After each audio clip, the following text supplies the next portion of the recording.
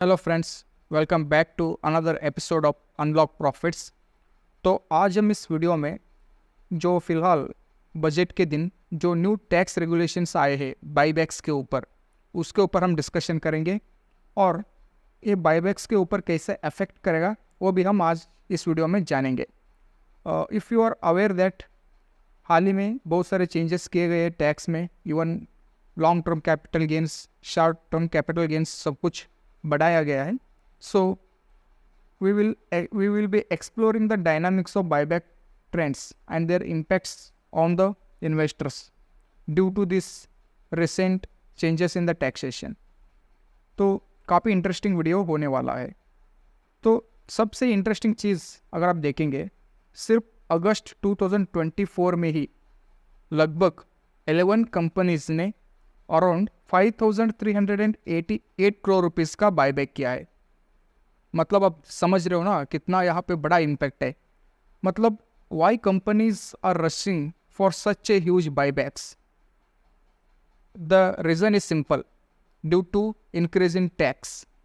हाल ही में गवर्नमेंट ने क्या किया, जो टैक्सेशन जो रेट है, जो प्रीवियस कॉरपोरेट टैक्स था वो बढ़ा के अभी ज़्यादा उन्होंने किया है।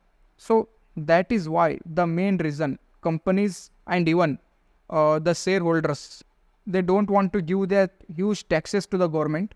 so to avoid that अभी इतना जल्दी से बायबैक हो रहे हैं।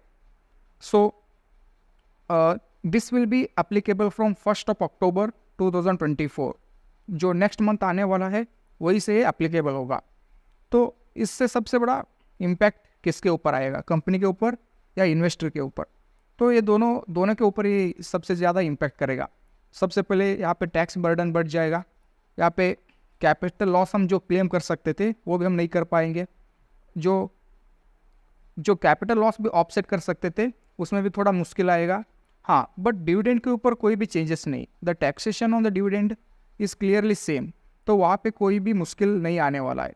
So dividend has become more attractive from now.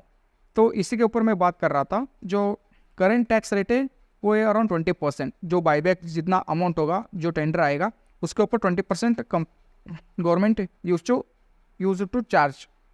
But now अगर आप देखेंगे, नाउ द अप्लीकेबल रेट जो आपका इनकम टैक्स स्लैब है उसी के हिसाब से लगेगा।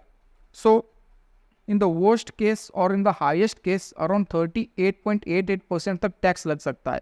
So depending upon your income tax slabs the taxation will be applicable or the tax will be applicable। so this is the crucial part of this buyback।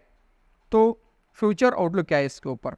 तो सबसे इंटरेस्टिंग चीज़ मैं बता रहा था, shift towards dividends. Now companies will prefer more dividends instead of going for buybacks, because from now buybacks won't be looking much attractive in terms of taxation। so the best consideration or the alternative for the buybacks is just go for dividends। that is the only way to reward the investors। so I hope you got this information about the taxation and the new regulations। I hope you enjoyed this video. Thanks for watching।